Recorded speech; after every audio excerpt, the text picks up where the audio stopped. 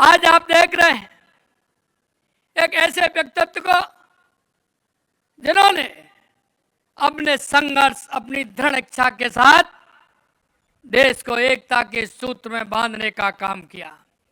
आज हम देश के यशस्वी प्रधानमंत्री नरेंद्र मोदी जी के नेतृत्व में ऐसे लौह पुरुष सरदार वल्लभ भाई पटेल की 150वीं जयंती मना रहे हैं।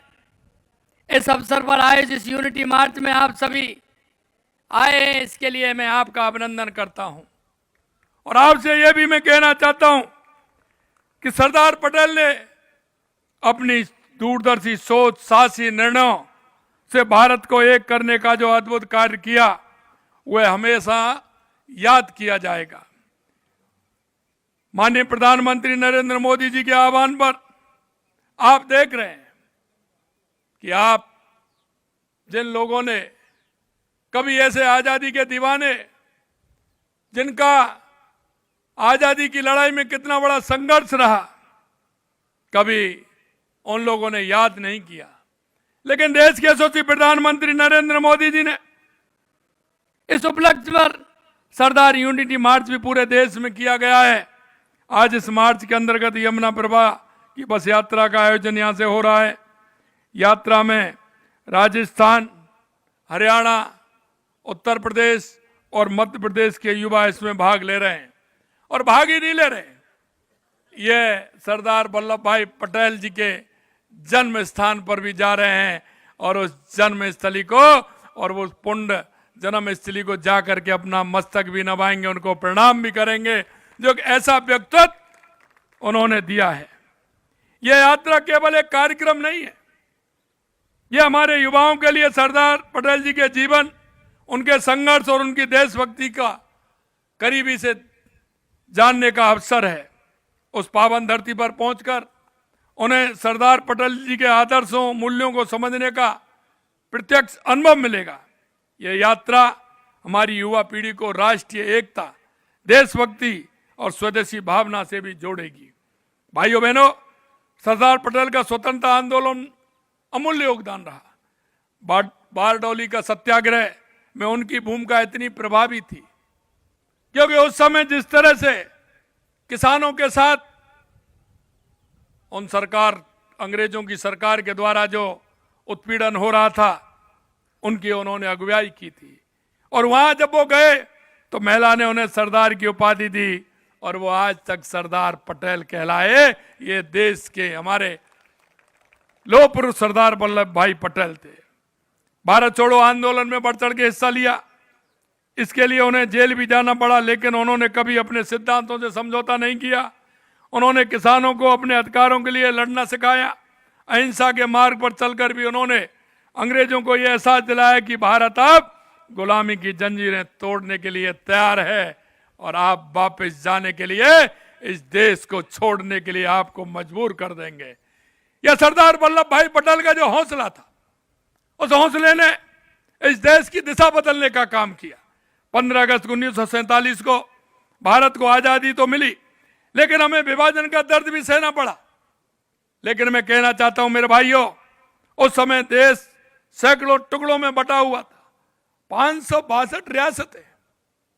हर जो रियासत का राजा था वो अपने आप को स्वतंत्र मानता था। वो कहता था कि हम स्वतंत्र रहना चाहते हैं। ज्यादा रियासतें भारत में शामिल होने के लिए कुछ तैयार सरदार वल्लभ भाई पटेल जी ने उनको किया, और कुछ रियासतें तो ऐसी थीं जो पाकिस्तान में मिलना चाहती थी। अभी हमारे प्रदेश अध्यक्ष जी ने जिक्र किया, चाहे वह हैदराबाद हो, जूनागढ़ हो, उन्होंने सबको बड़े प्यार से, प्रेम से, दृढ़ता के साथ मनाया और नहीं माने तो कूटनीति का भी परिचय दिया और अपने हौसले का भी परिचय दिया और उनको बता दिया कि ये भारत में मिलकर के रहेंगे। और आपने देखा हैदराबाद के साथ जिस तरह से उन्होंने वहां की जनता का समर्थन, चाहे वो हैदराबाद हो या जूनागढ़ हो, वहां की जनता का समर्थन भारत के लिए था। तो सरदार पटेल ने दृढ़ता के साथ उनको भारत में मिलाने का काम किया। सरदार पटेल ने हैदराबाद में ऑपरेशन पोलो चलाकर हैदराबाद भारत में विलय किया, और इस तरह जूनागढ़ का नवाब चाहता था, लेकिन वहां की जनता चाहती थी मैं आपसे एक बात और कहना चाहता हूं मेरे भाई और बहनों, जितनी भी देश की रियासतें थी, सरदार पटेल जी को उनको दायित्व था, उन्होंने उस दायित्व को पूरा किया। लेकिन एक रियासत ऐसी थी, आप समझ गए होंगे उसका दायित्व किसको था। उसको हमें दशकों तक उसका दंश झेलना पड़ा। मैं धन्यवाद देना चाहता हूं देश के यशस्वी प्रधानमंत्री नरेंद्र मोदी जी को कि उन्होंने सरदार पटेल के सपने को पूरा किया।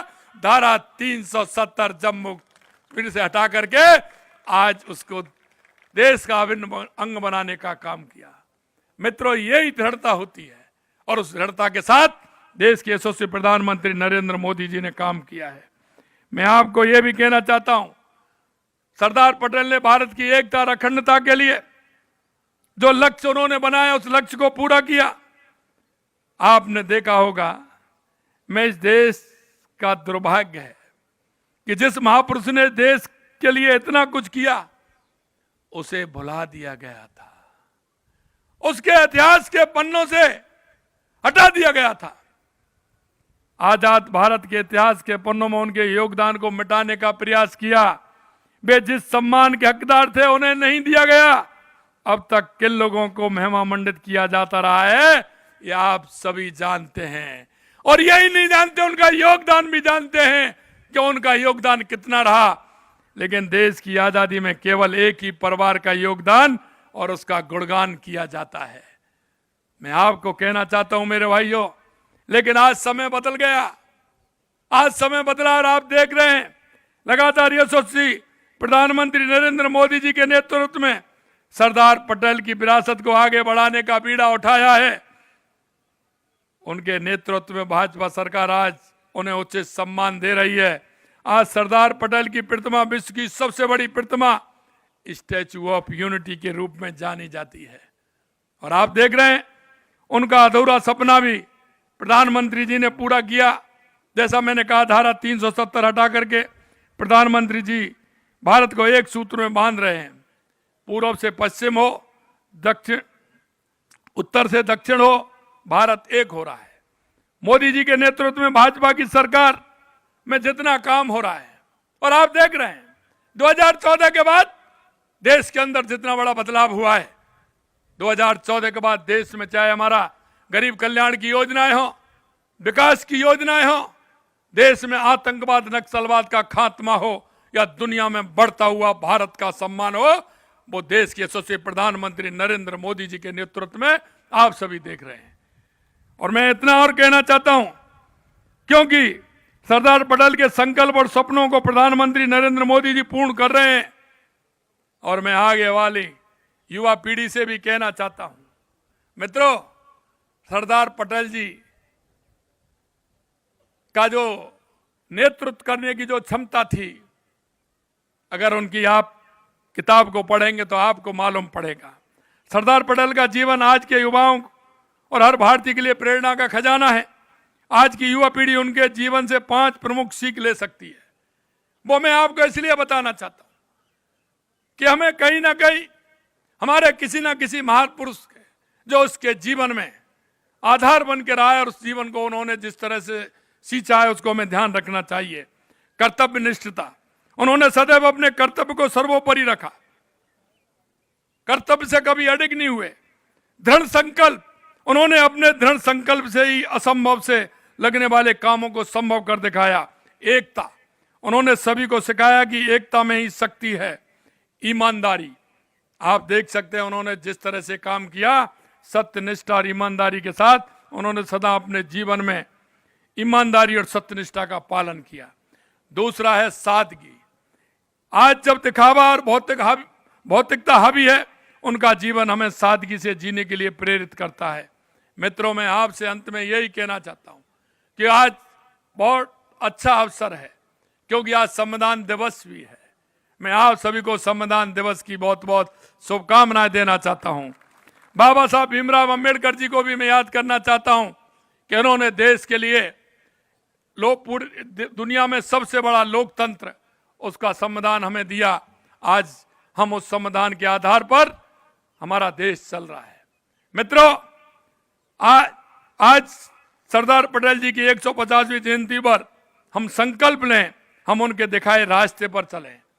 मैं आपसे एक और कहूंगा कि हमारे हर युवा को यह संकल्प लेना चाहिए, क्योंकि हम हमेशा से कहते हैं कि हमारे लिए देश पहले है। हम तो यहां तक हमारी पार्टी के अंदर भी पहला जो वक्तव्य होता है हमारा, हम राष्ट्र सर्वोपरि की बात करते हैं। आपने देखा सबसे पहले हम इस मंच पर आए, दीप प्रज्वलन किया और मां भारती के चित्र पर हमने पुष्पांजलि दी। यह हमारे संस्कार में, हमारे विचार में है। हम राष्ट्र को पहले मानते हैं, पार्टी को दूसरे नंबर मानते हैं और व्यक्ति को तीसरे नंबर पर मानते हैं। इसलिए मैं कहना चाहता हूं, आप जैसे राष्ट्र प्रेमी लोग, आप जैसे राष्ट्र के प्रति समर्पित भाव से काम करने वाले लोग, आवश्यकता है, क्योंकि स्वामी विवेकानंद ने कहा था कि 21वीं सदी भारत की होगी।